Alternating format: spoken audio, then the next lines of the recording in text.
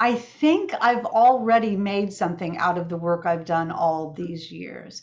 I feel that the stories stand for themselves. The stories aren't about me, but they're about the people who are in the stories, the people who are affected by the stories. So I feel that it's interesting to me how it's done. It's interesting possibly to journalism students how it's done. It's interesting to some segment of the public how it's done. But what's most important is that it was done, that we were allowed to do it, that we were given the time to do it, that we were given the access to do it, and that the results emerged after we did the stories. What I do and what is preserved are the emotions of doing it, and what it's like to be a reporter, our fears, our hopes, our dreams, our goals, our terrors, our stress, the pressure, and all that is in my fiction. So I take all of my experiences as an investigative reporter and weave that into fiction.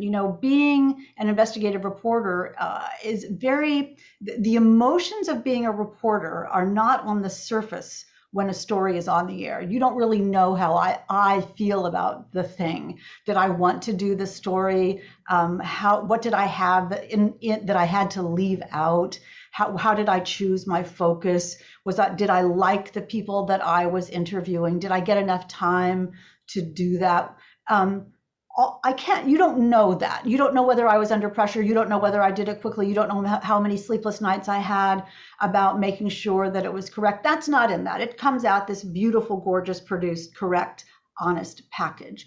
But that, there's all underneath the iceberg, and that's what I put in my novels. So in my novels, which all star or feature an investigative reporter in some way, television or newspaper, you'll know what it's like. It's sort of like coming out from being undercover.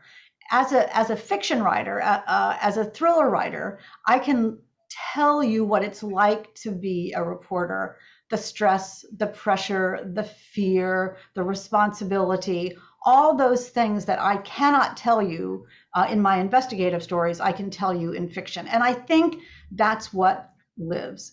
My novels are not my investigative stories fictionalized, but everything in them is authentic and genuine. Everything that happens to my main characters, to Lily and to Rachel and to Mercer, those things can happen to a reporter. It's all very realistic. And, I hear people say it's so believable, it's so genuine, it's so authentic. And I think, well, yeah, because all those things could really happen.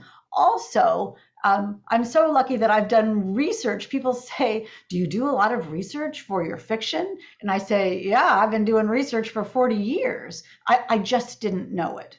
And I have a sense of research that when you do research, what's important will remain in your head and will remain in your consciousness, and what you don't need will go away. So after all these years as a reporter, my brain is offering me, remember the time? Oh yes, you felt like that. Or remember that guy who confessed to murder? That's what this is like. Use that and mine that and plumb that. And that's what I do in my fiction. So I do think my experiences are lasting. As a memoir, no. As fiction, I think it really works.